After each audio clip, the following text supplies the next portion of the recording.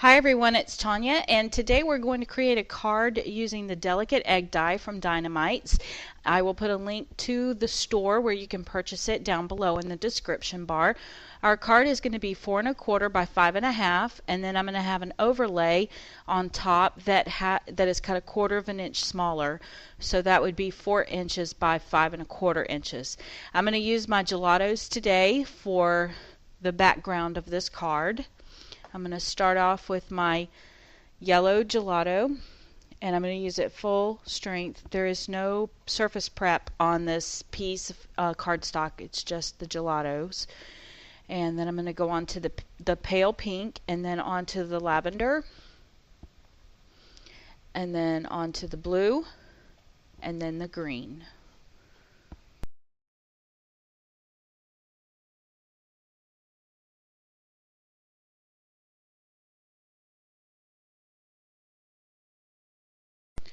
Now I'm just going to take some water and brush over. Make sure you clean off your brush between each color so you don't contaminate the color above.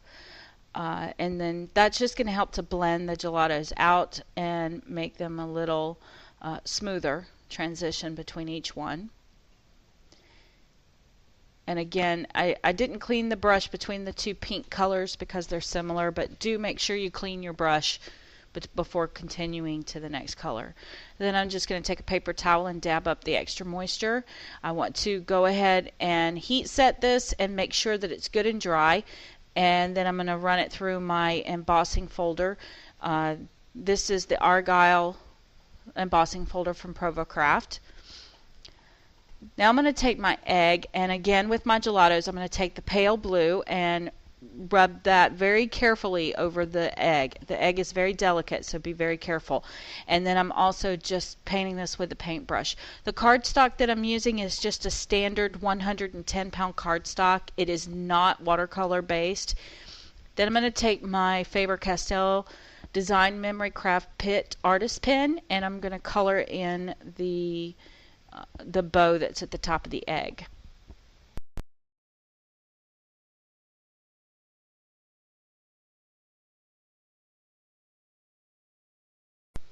Once this is good and dry, I'm going to go ahead and apply some embossing ink. Instead of using a pad, I decided to use the pen because I could make sure I touched each one of those little swirls really well with the pen.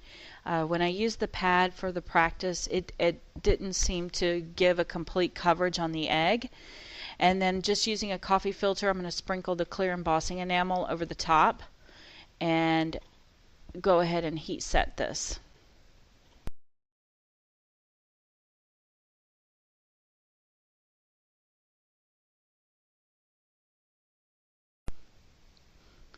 So now, as you can see, it has a nice glass shiny finish. So I'm going to move on to my card now. I'm going to use my We Are Memory Keepers corner chomper, the 1/4 inch side, and chomp all of the corners on the overlay piece. So I had this idea of having the egg free float in the center of the oval shape, but laying it flat to the cardstock did not give me the shadows that I wanted. So I reached for a piece of recycled packaging and cut it to size so that it was a little smaller than my overlay piece.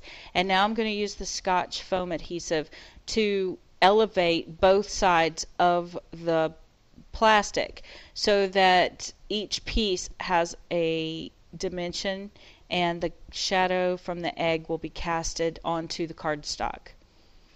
Just make sure that when you do this that the foam is not seen inside of the oval.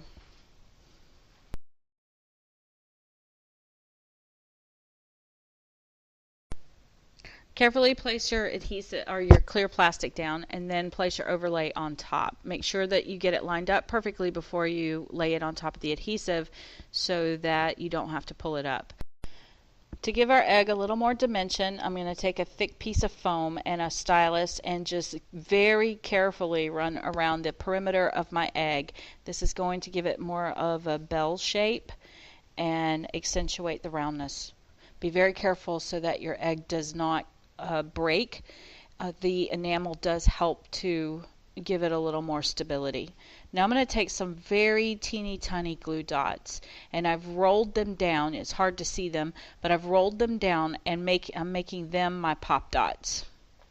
I'm placing them in areas that I know are going to adhere to the cardstock below. And you don't need a lot of adhesive to do this, but you know, just make sure you strategically place them around the perimeter of the egg. Now for the bottom, I want to use my sentiment. I am trying to organize an egg coloring party. So this is going to be an invitation. It says you're invited. I'm going to use my Faber-Castell Design Memory Craft Pit pen and stamp the sentiment directly onto a banner that I had cut from a piece of scrap. And then I'm going to use some of the foam adhesive to adhere it down to the green area in the negative space below the egg. I will print out the invitation to the party onto a cardstock and then add it to the inside of the card. So I don't want to show that on video with my address. In the meantime, I do have a blog hop happening over on my blog for today to win some fabulous dies. So please go check it out, and I will put a link down below for you to reference the hop. So thanks for watching, and please leave me comments.